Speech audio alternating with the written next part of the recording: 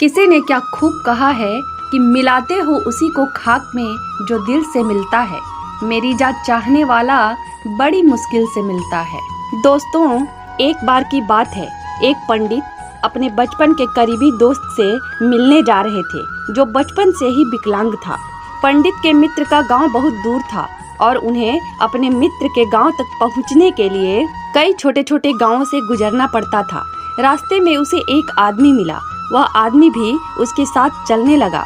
पंडित ने सोचा कि इतने लंबे रास्ते में साथ मिलना अच्छा है, इसलिए उन्हें कोई आपत्ति नहीं हुई। जब पंडित ने उस आदमी से पूछा तो उस आदमी ने बताया कि उसका नाम महाकाल है। पुजारी को नाम बहुत अजीब लगा, लेकिन उसने उससे उसके नाम के बारे में और पूछना उचित नहीं समझा। वे दोनों चलते रहे। शीघ्र ही वे एक गांव में पहुंचे। वहां महाकाल ने पंडित से कहा, आप आगे बढ़ें, मुझे इस गांव में एक संदेश देना है, मैं तुम्हें आगे रास्ते में मिलूंगा। पंडित ने उत्तर दिया, ठीक है, और अपने रास्ते पर चलता रहा। रास्ते में पंडित को पता चला कि एक आदमी को भैंस ने मार डाला है। शीघ्र ही महाकाल पंडित के पास लौट आए। चलते चलते दोनों गांव के बाहर पहुंचे।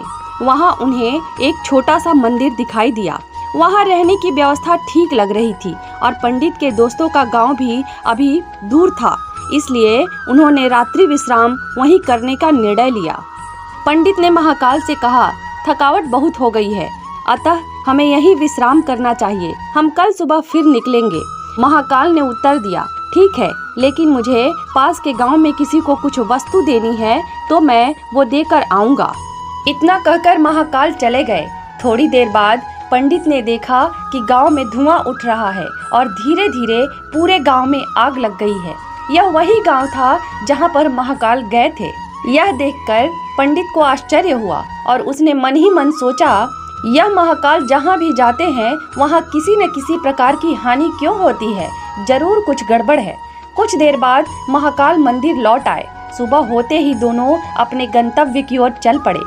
कुछ देर बाद एक और गांव आया और महाकाल ने पंडित से कहा, आप आगे बढ़ें, इस गांव में भी मुझे कुछ काम है, इसलिए मैं आपसे रास्ते में बाद में मिलूंगा। इतना कहकर महाकाल चले गए। इस बार पंडित आगे नहीं बढ़ा और उस पर नजर रखने के लिए महाकाल के पीछे चला गया कि वह कहाँ जाता है और क्या करता है। जब पंडित महाकाल पर नजर रख रहा था तो उसने सुना कि एक आदमी को सांप ने काट लिया और उस आदमी की मौके पर ही मौत हो गई। पंडित ने वहां कुछ नहीं कहा और दोनों अपनी राह चलते रहे। थोड़ी देर बाद पंडित खुद को पूछने से नहीं रोक सका और उसने महाकाल से कहा, आप जहां भी जाते हैं कुछ न कुछ नुकसान होता रहता है, क्या तुम मुझे बता सकते हो कि आखिर होता क्या है?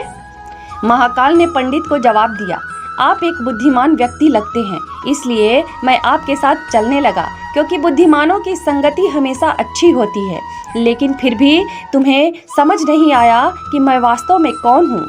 पंडित ने उत्तर दिया, मैं समझ गया हूँ, लेकिन फिर भी मैं अपना संदेह दूर करना चाहता हूँ। यदि तुम अपना परिचय ठीक से दे सको तो मेरे लिए यह आसान हो जाएगा। महाकाल ने उत्तर दिया, मैं यमदूत हूँ। यमराज की आज्ञा से मैं उन लोगों को मारने आया हूँ जिनका जीवन काल पूरा हो चुका है। हालांकि पंडित को यह विचार पहले से ही था, फिर भी इसके बारे में सुनकर वह थोड़ा घबरा गया। फिर भी उन्होंने पूछा, अगर ऐसा है तो बताओ कि अगली मौत किसकी है? महाकाल ने उत्तर दिया, अगली मृत्यु तुम्हारे मित्र की है, जिससे तुम मिलने जा रहे हो और तुम उसकी मृत्यु का कारण बनोगे। यह सुनकर पंडित दंग रह गया और बहुत परेशान हुआ। उसने मन ही मन सोचा, अगर महाकाल ने जो कहा वह सच है तो मेरे दोस्त की मृत्यु हो जाएगी और वह भी मेरे कारण ही होगा। मैं उसकी मौत का कारण नहीं बनना चाहता, मुझे उनसे मिलने उनके गांव नहीं जाना चाहिए। जब पंडित यह सोच ही रहा था तो महाकाल ने कहा, मैं जानता हूँ कि तुम क्या सोच रहे हो, लेकिन अपने मित्र से न मिलने से भाग्य नहीं बदल जाएगा। आपके मित्र की मृत्यु निश्चित है और यह अगले ही कुछ क्षणों में होने वाली है। महाकाल के मुंह से यह बात सुनकर पंडित हैरान रह गया, क्योंकि महाकाल उसके मन की बात जान गए थे। इससे पंडित को विश्वास हो गया कि महाकाल सचमुच यमदूत है, इसलिए वह तुरंत अपने गांव लौटने के लिए वापस मुड़ गया। लेकिन जैसे ही वह पीछे मुड़ा तो उसने देखा कि एक आदमी तेजी से उसकी ओर आ रहा है। जब वह आदमी करीब आया तो पंडित को एहसास हुआ कि यह उसका दोस्त है जिससे वह मिलने जा रहे हैं। उसे देखकर पंडित को एहसास हुआ कि उसका दोस्त बहुत थक गया है और ऐसा लग रहा है कि वह काफी देर से उसका पीछा कर रहा है। जैसे ही दोस्त पंडित के पास पहुंचा तो अचानक गिर पड़ा और उसकी मौत हो गई। पंडित ने आश्चर्य भरी नजरों से महाकाल की ओर देखा, मानो पूछ रहा हो कि उसके मित्र को क्या हो गया। महाकाल को बात समझ आ गई और उसने कहा, तुम्हारा दोस्त पिछले गांव से तुम्हारा पीछा कर रहा था, लेकिन गूंगा और एक पैर से विकलांग होने के कारण वह तुम तक नहीं पहुंच सका। न ही वह तुम तक पहुंच सका और न ही तुम्हें बुला सका।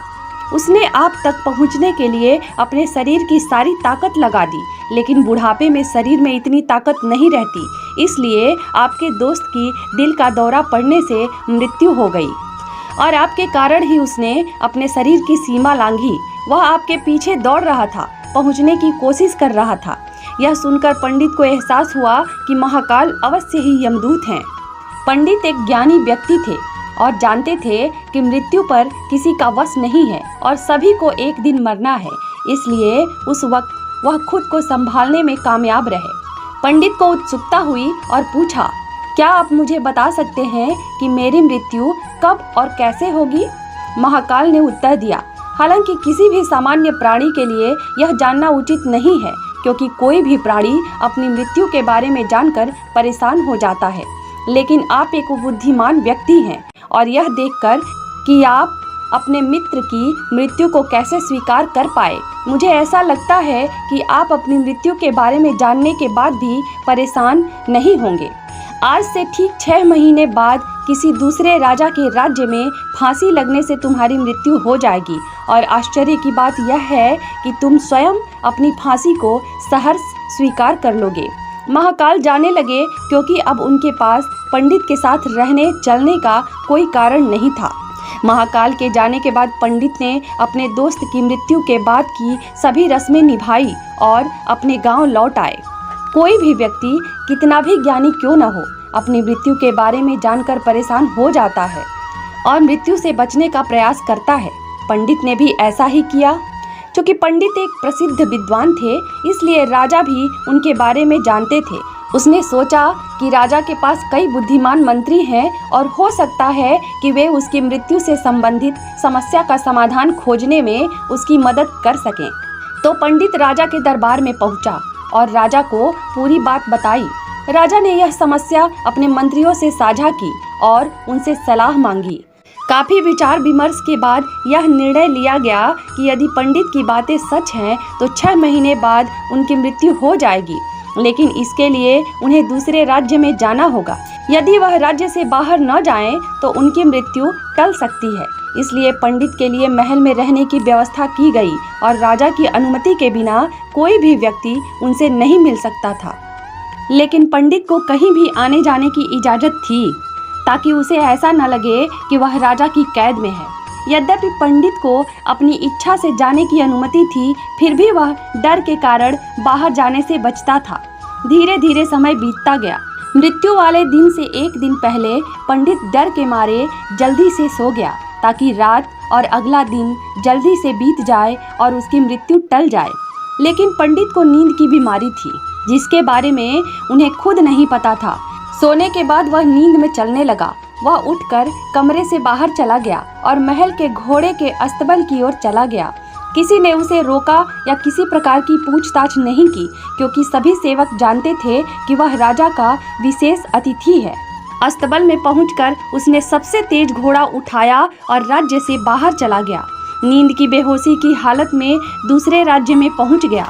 इतना ही नहीं, वह दूसरे राज्य के राजा के महल में पहुंच गया और यह संयोग था कि जब पंडित महल में प्रवेश कर रहा था तो सभी लोग और गार्ड सो रहे थे, इसलिए किसी ने भी उसे रोका या पूछताछ नहीं की। पंडित सीधे राजा के शयन कक्ष में गया, जहां राजा और रानी सो रहे थे, और बिस्तर पर रानी के बगल में सो गया। जब सुबह हुई तो राजा उठे और उन्होंने पंडित को रानी के बगल में सोते हुए देखा। राजा बहुत क्रोधित हुए और पंडित को गिरफ्तार कर लिया गया। पंडित को समझ नहीं आ रहा था कि वह दूसरे राज्य में कैसे पहुंच गया और सीधे राजा के शयन कक्ष में कैसे घुस गया। कुछ समय बाद राजा का दरबार लगा और पंडित को राजा के सामने पेश किया गया। जब राजा ने पंडित को देखा तो उन्हें इतना क्रोध आया कि उन्होंने पंडित को फांसी पर चढ़ाने का आदेश दे दिया। मृत्यु दंड सुनकर पंडित कांप उठा। फिर उसने खुद को शांत किया और राजा से कहा, महाराज, मुझे पता नहीं मैं इस राज्य तक कैसे पहुंच गया। मुझे याद है कि मैं अपने राजा के महल में सो रहा था। मैं यह भी नहीं जानता कि मैं आपके शयन कक्ष में कैसे आया और आपके राज्य के किसी भी रक्षक ने मुझे क्यों नहीं रोका। लेकिन मैं इतना जानता हूँ कि मुझे आज मरना था और यह हो रहा है। राजा को यह बात थोड़ी अजीब लगी। उन्होंने पूछा, तुम्हें कैसे पता कि तुम आज मरने वाले हो? जवाब में पंडित ने उन्हें पूरी कहानी बताई और कहा, कोई भी आम आदमी राजा के सामने बैठने के बारे में सोच भी नहीं सकता। मैं राजा के कमरे में रानी के बगल में सोने के बारे में सोच भी कैसे सकता हूँ? यह पूर्णतः आत्महत्या होगी। मैं इस तरह मरने के लिए दूसरे राज्य में क्यों आऊँगा? राजा को पंडित की बातें थोड़ी उचित लगी, लेकिन उसने सोचा कि शायद पंडित खुद को सजा से बचाने के लिए बहाना बना रहा है।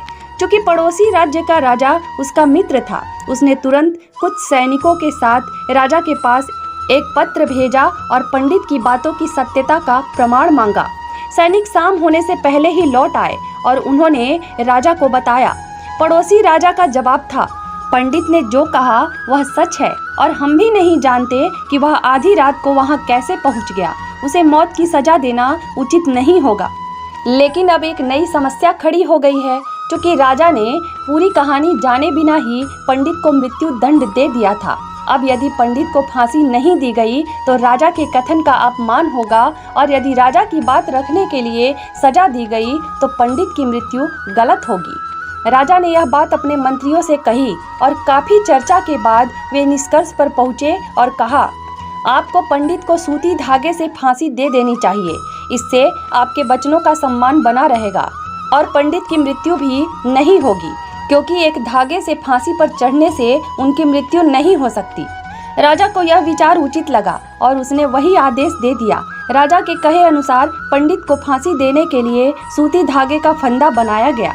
पंडित को भी विश्वास था कि सूत के एक धागे से उनकी मृत्यु नहीं हो सकती, इसलिए वे खुशी खुशी फांसी पर चढ़ना स्वीकार कर गए। लेकिन जैसे ही पंडित को फांसी दी गई, सूत का धागा टूट गया, लेकिन टूटने से पहले उसने अपना काम कर दिया। डोर से पंडित की गर्दन की नस कट गई थी और वह जमीन पर पड़े तड़प रहे थे। हर धड़कन के साथ उनके गले से खून बह रहा था। उनका शरीर बिल्कुल शांत हो गया था। वह मृत हैं। सभी लोग आश्चर्य से यह देखते रहे और किसी को विश्वास नहीं हो रहा था कि एक कमजोर धागा किसी की जान ले सकता है। लेकिन घटना घटी और नियति ने अपना काम कर दिया।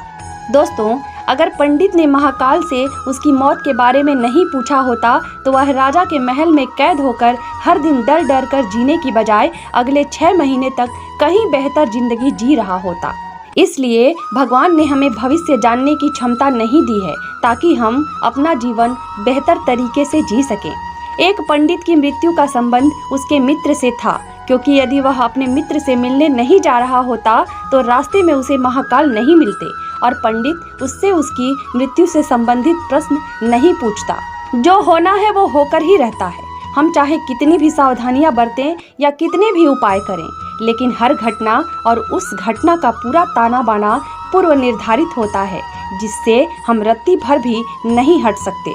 जबकि अगर पंडित अपने दोस्त से मिलने नहीं गया होता और उसका दोस्त बचपन से गूंगा और विकलांग नहीं होता तो उसकी मृत्यु नहीं होती, क्योंकि उस स्थिति में वह पीछे से आवाज देकर अपने दोस्त को रोक सकता था।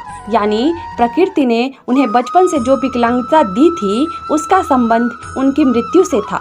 प्रकृति ने जो भी बनाया है और जैसा है वैसा बनाया है, वह किसी न किसी वजह से है और उसके अस्तित्व पर सवाल उठाना गलत है, क्योंकि हर व्यक्ति, वस्तु या स्थिति किसी न किसी घटना से जुड़ी होती है जो होनी ही है। इसी प्रकार यदि पंडित को स्वयं अपनी नींद की बीमारी के बारे में पता होता तो वह पहले ही राजा को यह बात बता देता। यदि वह राजा के महल से बाहर निकलता तो कोई न कोई पहरेदार अवश्य उसे रोकता राजा कुछ ऐसी व्यवस्था कर सकते थे जिससे पंडित नींद में जाकर कहीं न जा सके। अर्थात प्रत्येक घटना के घटित होने के लिए प्रकृति पहले से ही सारी बीज बो देती है, जो अपने निश्चित समय पर अंकुरित होकर उस घटना के घटित होने में अपना योगदान देते हैं। इसलिए प्रकृति से लड़ने का कोई मतलब नहीं है, क्योंकि हम नहीं जानते कि किस घटना के घटित होने के क्या कारण होंगे और उन कारणों से संबंधित बीज कब, कहाँ और कैसे बोए गए हैं, और उसे ही हम सरल शब्दों में भाग्य कहते हैं।